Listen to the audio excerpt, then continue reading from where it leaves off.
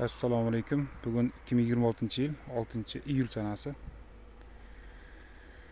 Terim jarayoni video qilishga hech vaqt bo'lmadi.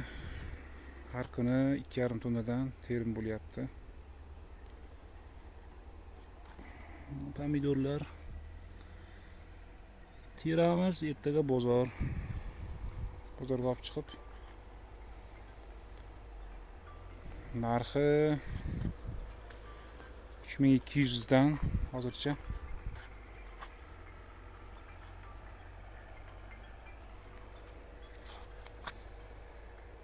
Pomidorlarimiz kattalar. 400 gram, 500 gram.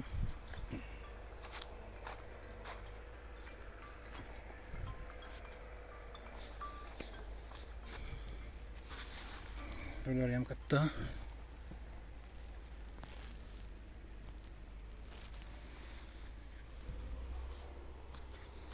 Sarvar bilan bo'ylagan ikkalasini. Sarvar, tushundingmi?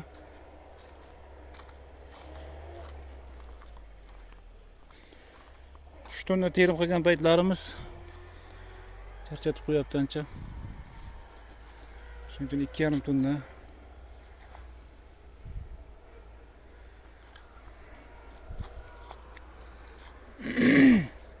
Yomg'irlar ta'siri bo'ldi baribir. Pomidorlarimizga kasallik tushgan. Ancha rivojlanib ketdi zamburug' kasallik.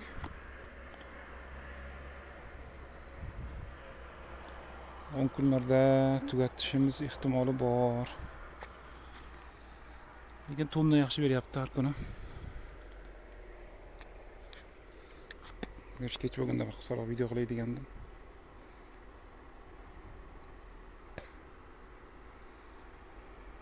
Bu 15 kun terim qilarmiz.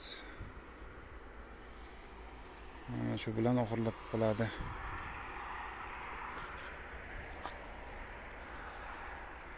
Boshqa yerda qanday kommentda yozinglar. Kasalliklar bormi, yo'qmi? Ko'p joylarda shu zamburug' kasallik, barg, palak chirishi kuzatilyapti. Biz dorilarni berdik, lekin sekinlashgan bo'lishi mumkin, lekin sekin baribir yuryapti kasallik. Kunlik terim 2,5 tonna atrofi 3200 dan narx hozircha 3000, 3200, 3100. Hozircha bizda shular.